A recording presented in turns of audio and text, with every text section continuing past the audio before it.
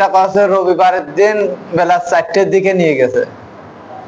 নিয়ে যাওয়ার পরে সারা রাত ওইদিকে কোনে কি করছে সঠিক জানি না।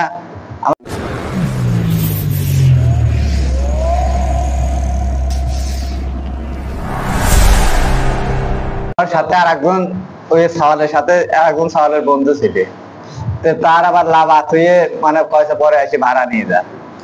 তারপরে সে নিয়ে দেয়া এরা যায় নিয়ে যায় এই কাজটা করছে। আমি সারা রাত ধরে বাজারে ভ্যান নেওয়ার উদ্দেশ্য এই কাজটা করেছে।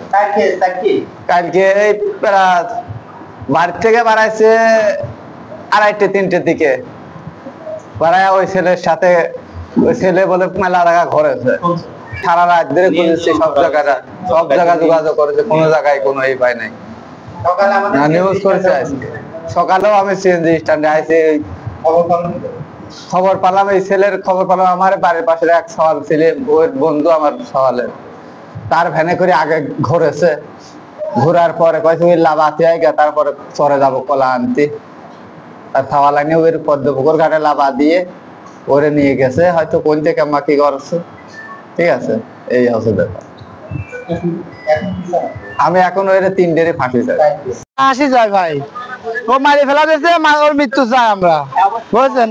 ভ্যান নেওয়ার জন্য একজন মানুষের মারি ফেলা দিবি, এরকম তো আইন আইনি মারি ফেলা দিবি এরা, বুঝলেন না। এই ভ্যানের জন্য মাত্র 20,000 টাকার জন্য একজন মারি ফেলা দিল। এটা কি ঠিক? ভ্যান নিয়ে নিতে সমস্যা নাই, মারি ফেলা দিল কে? জীবনটা নিল কে? নিষ্পাপ সাল, এরকম করা ঠিক না। যারা মারছে তারা আমরা ফাঁসি চাই, বুঝছেন না। উনি সংবাদ দিলেন যেখানে গলা কাটা লাশ পাওয়া গেছে। এই সংবাদ শুনে আমরা আসছি, আমাদের তদন্তের কর্মকর্তা নিয়ে আসছি। নিয়ে আসার পর দেখলাম যে গলা কাটা লাশ। ধারণা হচ্ছে কে বা কাহারা এখানে নিয়ে এসে হয়তো এটা গলা কাটা হয়েছে। তো এই অপরাধের সাথে কে বা কাহারা জড়িত আমরা তথ্যপত্র সংগ্রহ করছি, তো অনেকজনকে জিজ্ঞাসাবাদ করছি। এবং এই লাশটি শনাক্ত করছে তার চাচা কই, এই চাচা শনাক্ত করছে এটা তার লাশ। তো হ্যাঁ, লাশ আমরা এই ব্যাপারে তথ্যপত্র সংগ্রহ করে যারা এটার সাথে দোষী তাদেরকে গ্রেপ্তার করবে এবং আইনের আওতায় নিয়ে আসবে ইনশাল্লাহ। আর আপনারা যে কোনো রকম তথ্য পেলে আমাদেরকে হেল্প করুন।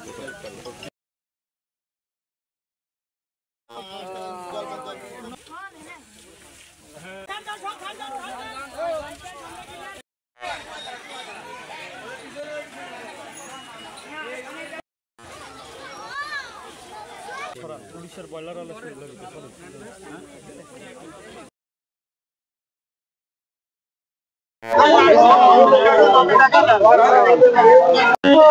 ফারুক এ সাল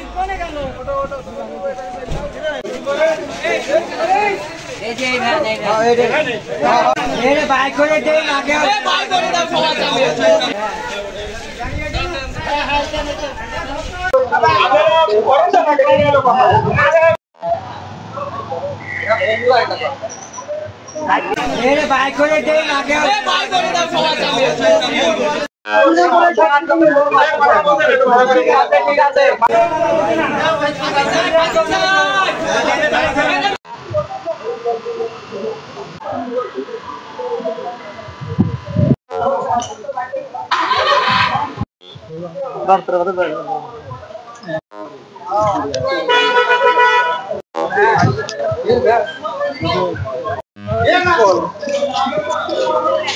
নাকি